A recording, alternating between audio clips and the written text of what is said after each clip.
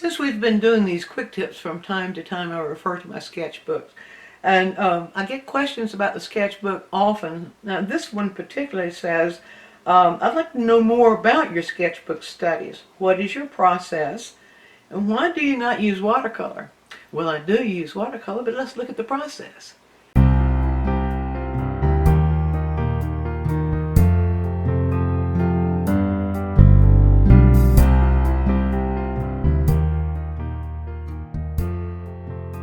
My favorite sketchbook is the hardbound sketchbook, as you see here. Always has been. Just feels a little bit more special. Now, for each painting I do, I go through a process of study, starting first of all with preliminary drawing. I want to show you my process for free watercolor paintings that I've done in the past. And I'll just start with the subject. There was a moth, there was a polyphemus moth, is that right? Polyphemus, yeah. Moth that was lit to a tree, and it kept appearing, and then it finally appeared on my screen, the screen of my porch, and laid eggs, and then died.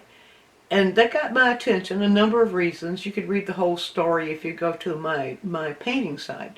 But anyway, I want to show you the process.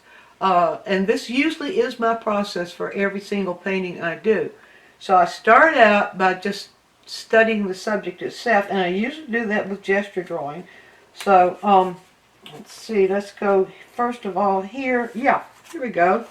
Just place this right here. And this is kind of how my sketchbook looks for whatever. I consider it my working space. It's my playground. So I'm not trying to do drawings or studies or whatever for anybody but me. And so I'll often make notes to myself, or I'll write things from memory, or make notes of references. But anyway, I started here just with gesture drawing, and here the gesture drawing, I started out with the moth are taking flight.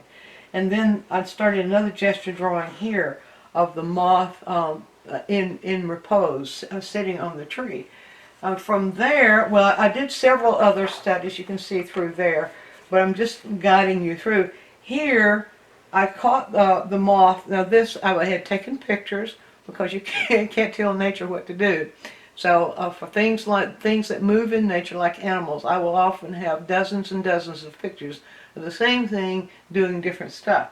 So so here the moth is sitting on a tree with its wings about not fully spread, but about 2/3 spread. And so I start here with just a gesture drawing that's a little bit more specific, and then I move here and I begin to do a gesture drawing that's what I call a quick value study. I'm just quickly throwing the lights and shadows in as I see them. And here I'm doing another one. I'm getting more specific about it and discovering. I'm not trying to make a drawing so much as I'm discovering about the moth. And so I've even made a note here that says light and dark with lost edges. That began to get my attention. And then, let's see, no, that's another one. Okay, and so from there I would go to a color study, and I'll show you that process in another moth. But what I want to show you now is the painting that resulted from these studies. So here is the painting from these studies, and you can see it's a very quick, spontaneous watercolor painting. So that got me started on the moth series, and I often will do a series of paintings. So I go to another scene of the moth. Here, the moth's wings are fully spread. And so I began the same thing. Can you notice any variations? I mean, similarities there. And the same thing. A quick gesture study, another gesture study. Here I begin with a value study. And sometimes I'll do that. I'll study something, and for one reason or another, I will just stop in the middle of it before finishing and going to something else. And here I begin to go into color studies, and I begin to make notes about myself. No, about myself. Yeah, well, they sort of notes to myself, sort of what I'm seeing there. Very quick watercolor studies. Now this viewer says, why don't you use watercolor? I often do. When I'm doing studies for oil painting, I will often do the studies in gouache, the color studies in gouache, because gouache works very much like oil painting, and I have the same feel. But for when I'm doing watercolor, painting, or studies for watercolor paintings, I will do the studies in watercolor. And sometimes I may switch that around a little bit with that. So you can see here, I'm working out the colors very gesturally, not trying to get anything specific, just very gesturally. And let's see. Okay, here I'm working out how those colors are placed on the color wheel, what kind of scheme I'll come up with. I'm just making notes to myself. And then here is the painting. The painting that resulted from all these studies. And of course there are other studies in between I haven't shown you. I'm just showing you sort of the pattern of the process itself. So you can see. Now there's a third view. I ended up doing 4 paintings. So I'm only going to show you 3. But then there was another view of the moth where the moth was taking off in flight. And so here is my first gesture drawing. Now that gesture drawing will always be the first. Usually it's either a gesture drawing or a no-tan drawing. But always both are going to happen during the process of studying a subject for a painting. So here, this is the first gesture drawing right over here actually. You can see I'm just studying the flight pattern, the wing pattern over here. And here I'm doing the full gesture drawing. And I'm thinking about the cycle of the moth, and so that circle kind of went in there. Then here I'm getting a little bit more specific, and this should be familiar to those of you who've done lots of studies with me. Here I'm doing a gestural value study, where I'm just studying the light and dark patterns in gestural patterns with the pencil very quickly. Here is my no-tan study, and I chose this page because this one does have on it the combination of the value studies or the gesture studies. Here is the placement. This is sort of what I said, composition rough. And here I'm doing the no-tan. You see I'm getting down to business, and this is the palette I chose to start with. And let's see what comes next. Yes, next is the painting itself, and this is the painting that I ended up with. And you can see how that pattern, that color choice, just 3 colors there. You can see how that worked its way through into the painting. Now one more page, and that's just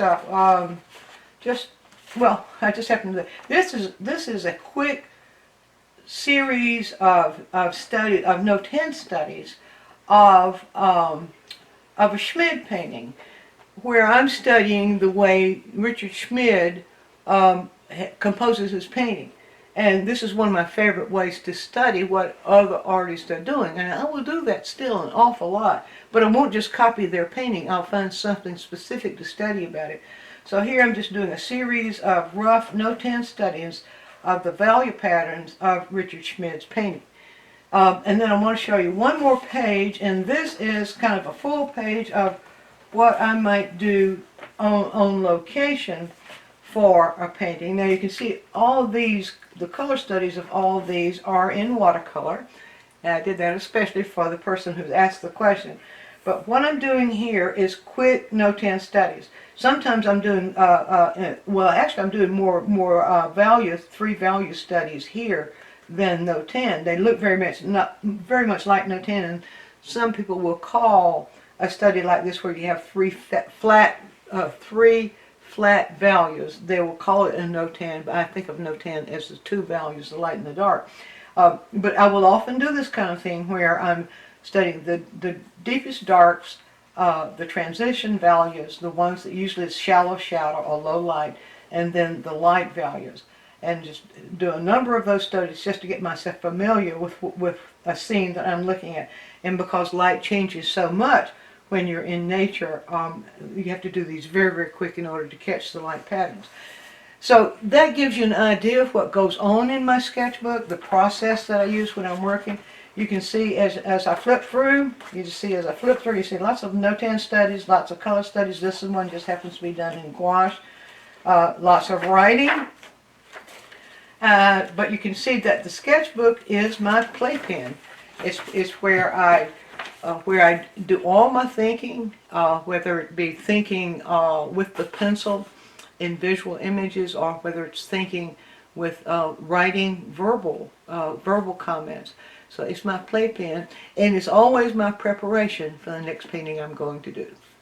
Be sure and view all of our quick tips. And while you're doing so, subscribe to the channel, click on the bell so you'll always get a notice when we produce a new quick tip, which is every week.